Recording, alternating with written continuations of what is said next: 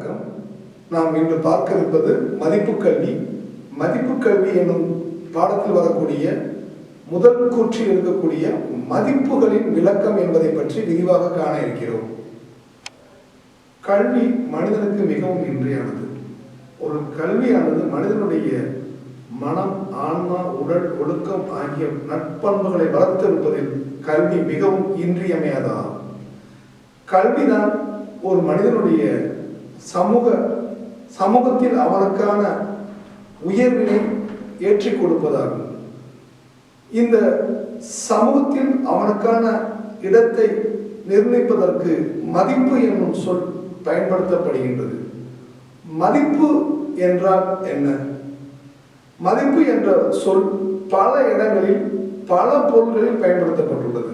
உதாரணமாக தகுதி, தகவு, மதிப்பு இம்மூன்றும் ஒரு பொருள் குறித்த பல சொற்களாகும். அதுபோல மதிப்பு என்பதை பற்றி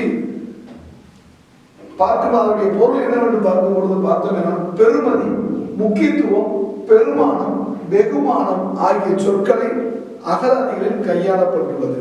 இந்த மதிப்பு என்ற சொல்லுக்கு ஆங்கில பொருளை பார்த்தோம் என்றால் வேல்யூ அப்படிங்கிறாங்க. நம்ம ஒரு நார்மலா இந்த பொருளுக்கு என்ன வேல்யூ இருக்கு தெரியுமா அப்படிம்போம். இப்போ வேல்யூ என்ற சொல்லுதான் இதனுடைய சரியான பொருளாக பயன்படுத்தப்பட்டுள்ளது. மதிப்பு என்ற சொல்லுக்கு நேரடியான ஆங்கில பொருள் என்று பார்த்தோம் என்றால் வேல்யூ அப்படிங்கிறாங்க. அப்ப இந்த வேல்யூ என்கிற சொல் எங்கிருந்து பயன்படுத்தப்பட்டுள்ளது என்று பார்த்தோம் என்றால் இலத்தீன் மொழியிலிருந்து எடுக்கப்பட்டுள்ளது.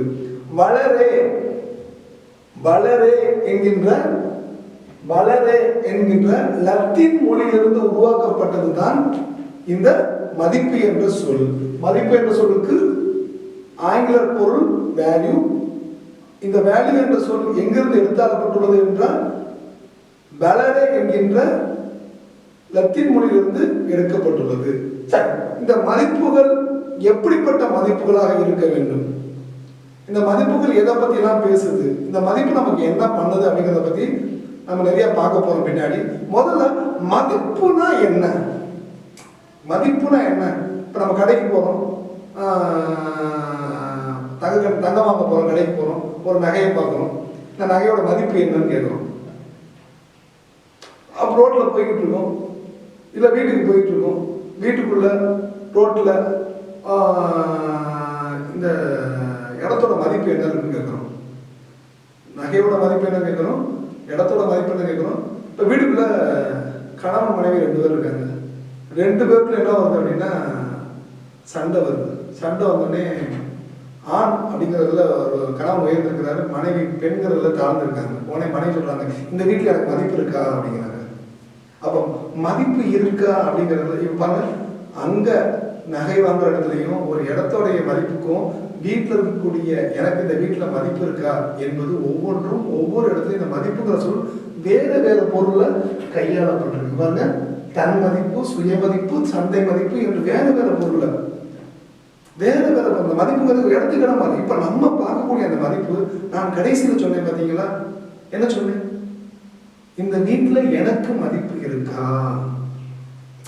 அப்ப இந்த இடத்துல அந்த மதிப்புங்கிறதுக்குரிய பொருள் வேற. ஒரு நகை கடையில் இருக்கும்போது இந்த நகையோட மதிப்பு என்ன கேட்கறதுக்கு பொருள் வேற. இப்ப நம்ம சொல்ல போறது சமூகத்துல ஒரு மனிதனுக்கான இடம், அதுதான் மதிப்பு. இந்த இடத்துல நீ தேவையா? இந்த இடத்துல நீ தேவையா? அப்போ உனக்கு அந்த இடத்துல என்ன இருக்கு, என்ன மரியாதை இருக்கு, அதை தீர்மானிக்கிறது தான் மதிப்பு. அப்ப இந்த மதிப்பு எப்படி பண்ணா சுய மதிப்பு முதல்ல, அடுத்து தன் மதிப்பு, சுய மதிப்பு, அடுத்து சமூக மதிப்பு, ஒரு வீட்டுக்குள்ள சமூக மதிப்பு, குடும்ப மதிப்பு. இந்த நம்ம சொல்றோம் தன் மதிப்புனா என்ன பத்தி சொல்றது? இந்த மனிதன் யாரியா, இவருக்கு ஏன் இவ்வளவு மரியாதை கொடுக்குறீங்க, இவரெல்லாம் பண்ணியிருக்காருனால தான் அவரு. அப்ப இந்த ஆளு மிக முக்கியமான நபர். ஆமா, ரொம்ப முக்கியமான ஆளு. இப்ப காமராஜர் சொல்றோம், அம்பேத்கர் சொல்றோம், அப்துல் கலாம் சொல்றோம். அது அவங்க சேர்த்து வைத்த தன் மதிப்பினால் இன்று உயர்ந்து நிற்கிறார்கள். மதிப்பு என்றும் அழியாதது. இப்ப குடும்ப மதிப்பு, பாரம்பரியமிக்க குடும்பம். இந்த குடும்பம் கொடுத்து கொடுத்து சிறந்த குடும்பம், இந்த குடும்பம் கொடைவர்களுடைய குடும்பம். அந்த குடும்பத்துக்குள்ள ஒரு மதிப்பு இருக்கும். அப்ப அப்போ குடும்ப மதிப்புங்கிறது மாறுது. சமூகம், இந்த ஊர்ல இருக்கிற மக்கள் இப்பெல்லாம் ஒற்றுமையா இருப்பாங்க. சில நீங்க டிவிலெல்லாம் பார்க்கும்போது பார்த்தீங்கன்னா இந்த ஊருக்கு பக்கத்தில் பெரிய பறவைகள் சரணாலயம் இருக்கு. வேட்டு வெடிப்பது என்பது மனிதனுடைய, தீபாவளி என்று வேட்டு வெடிப்பது என்பது மனிதனுடைய மிகப்பெரிய ஆசை, மிகப்பெரிய ஆசை. அந்த வெடி வெடிக்காத மனிதன் இந்த உலகத்திலே இருக்க மாட்டான். ஆனால் அந்த ஊருக்காரங்க இந்த ஊரில் இருக்கக்கூடிய ஒரு பறவை சலனப்பட்டு விடக்கூடாது என்பதற்காக நாங்கள் வேட்டு வெடிப்பதே இல்லை என்று சொல்லும்போது அந்த மக்கள் வளர்க்கூடிய அந்த சமூகத்தினுடைய மதிப்பு உயர்பெறுகிறது. அப்ப இதுதான் மதிப்பு. இப்ப இந்த மதிப்பு பத்தி உலகத்துல இருக்கக்கூடிய அறிஞர்கள் என்னென்ன பேசியிருக்காங்க, தமிழ்நாட்டில் இருக்கக்கூடிய அறிஞர்கள் என்னென்னலாம் கருத்து சொல்லியிருக்காங்க, அதை பத்தி தான் நம்ம பார்க்க போறோம். அப்படி நம்ம பார்க்கும்போது முத யார் சொல்றதை பார்க்க போறோம் அப்படின்னா, P.S. சானியல் அப்படிங்கிற ஒருத்தர் என்ன சொல்லியிருக்காருன்னா, மதிப்புங்கிறதுக்கு அவர் ஒரு விளக்கம் கொடுக்குறாரு. பொருள்களை பற்றிய மனிதனின் மனப்பான்மை, ஒரு பொருளை பற்றி மனுஷனுடைய மனப்பான்மை எப்படி இருக்கு அப்படின்னு தீர்மானிக்கிறது தான் மதிப்பு அப்படிங்கிறாரு. ஒரு பொருளை ஒரு பொருளை பத்தி ஒரு மனுஷன் தன் மனசுல என்ன நினைக்கிறானோ, அவனுடைய மனப்பான்மை எப்படி இருக்குன்னு பாக்குறானோ அதுதான் என்ன அப்படிங்கிறாரு மதிப்புங்கிறாரு. என்ன சொல்ற, பொருள்களை பற்றிய மனிதனின் மனப்பான்மையே மதிப்புங்கிறாரு. அடுத்து எஃப்.ஜே.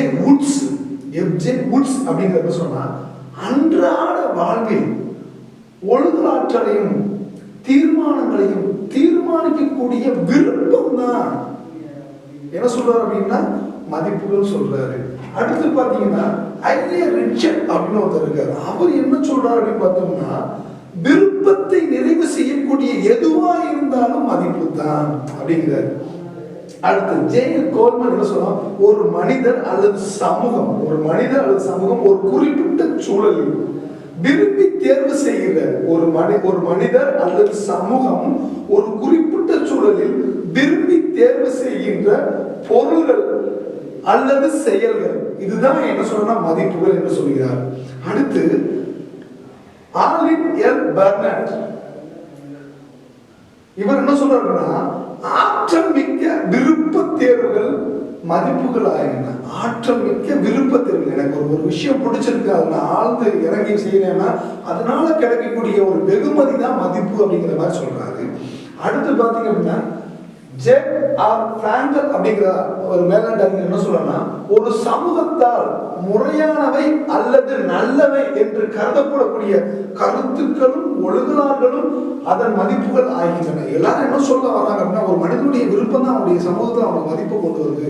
ஒரு கூட்டு குடும்பமா வாழ்றோம், ஒரு சமூகமா வாழ்றோம் அப்படின்னா அந்த சமூகத்தில் நடக்கக்கூடிய நடவடிக்கைகள், பழக்க வழக்கங்கள், அதனால ஒரு சமூகத்தினுடைய மதிப்புகள் கூடப்படுது அல்லது ஒரு குடும்பத்தினுடைய மதிப்புகள் கூடப்படுது, அந்த குடும்பத்தை சார்ந்த தன் மனிதனுடைய விருப்பம் கூடப்படுதுங்கிறது தான் இந்த மேலை நாட்டுடைய அறிஞருடைய கருத்தா இருக்கு. அடுத்து கூவே பாலசுப்ரமணியம் ஒரு தமிழ் அறிஞர் என்ன சொல்றாரு அப்படின்னா, ஒரு பொருள் குறித்த சொல், அதாவது என்ன சொல்றா, தகுதி, தகவு, மதிப்பு, இந்த மூன்றும் என்ன சொல்றா ஒரு பொருள் குறித்த சொல் அப்படிங்கிறாரு.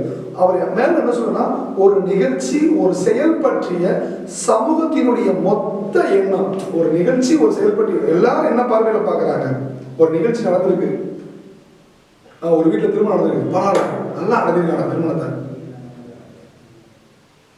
ஒரு நிகழ்ச்சி சமூகத்தில் என்ன நடக்குது, ஒரு நிகழ்ச்சி ஒரு செயல் நடந்திருக்கு, இது எப்படி செய்ய, ஒரு குதிரை பந்தயம் நடந்திருக்கு, நல்லா திட்டமிட்டு செயல்பட்டுருக்காங்க, நல்லா திறப்படுத்திருக்காங்க, எல்லாமே செயல்பாடுகள், திட்டங்கள், வகுப்புகள் அனைத்தும் சரியானு சொல்றோம் பாத்தீங்களா.